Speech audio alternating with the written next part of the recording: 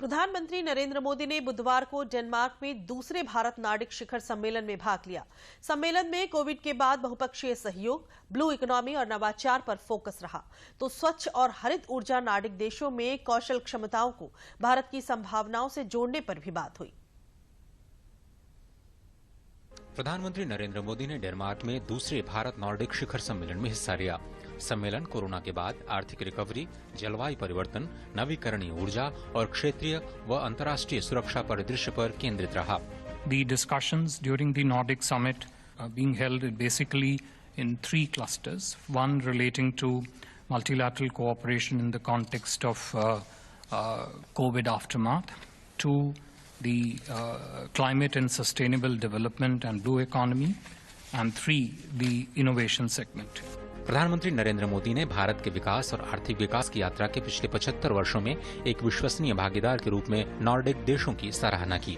Nordic देशों और भारत ने लोकतंत्र और नियम आधारित व्यवस्था के मूल्यों को साझा करने के साथ ही विभिन्न वैश्विक मामलों पर दृष्टिकोण को भी साझा किया। इसमें व्यापक सहकारी भागीदारी के क्षेत्रों पर ध्यान केंद्रित किया गया है, जिसमें शहरी नवीनीकरण, नदियों की सफाई, नवीकरणीय ऊर्जा, कौशल विकास प्रमुख हैं।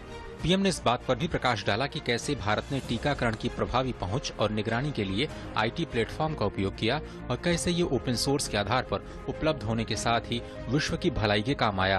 पीएम ने कहा कि भारत ने 100 से ज्यादा देशों को टीके उपलब्ध कराए हैं और उनकी क्षमता निर्माण में भागीदारी की है। पीएम ने इस बात पर भी जोर दिया कि विश्व स्तर पर टीकों के उत्पादन के लिए अस्थायी ट्रिप्स छूट की आवश्यकता के साथ ही जरूरतमंद देशों को टीके की उपलब्धता सुनिश्चित कराने की आवश्यकता है।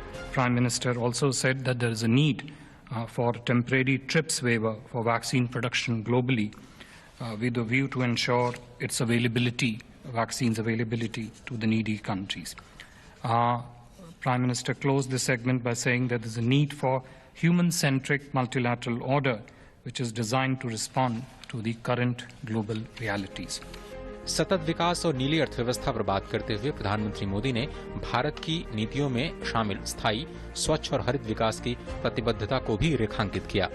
प्रधानमंत्री ने CDRI और नॉर्डिक देशों के साथ सौर गठबंधन के साथ साझेदारी को मजबूत करने की आवश्यकता पर भी प्रकाश डाला है। Prime Minister particularly emphasized the need to encourage people to change their lifestyles and promote what he has often and publicly called lifestyle for environment.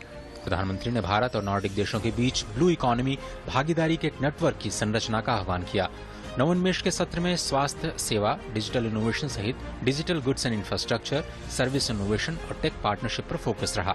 Ambitious agenda of partnership, which I said earlier on, will seek to combine and converge the skill capabilities, the innovation capabilities, the technology capabilities in Nordic countries with the opportunities in India, and I think will set the basis for a very strong trade, investment and technology partnerships in months and years ahead. प्रधानमंत्री ने कहा कि Bharat Nordic शिखर सम्मेलन इस क्षेत्र के साथ भारत के संबंधों को बढ़ावा देने में एक लंबा सफर तय करेगा। उन्होंने कहा कि हमारे देश मिलकर बहुत कुछ हासिल कर सकते हैं और वैश्विक समृद्धि और सतत विकास में योगदान भी कर सकते हैं।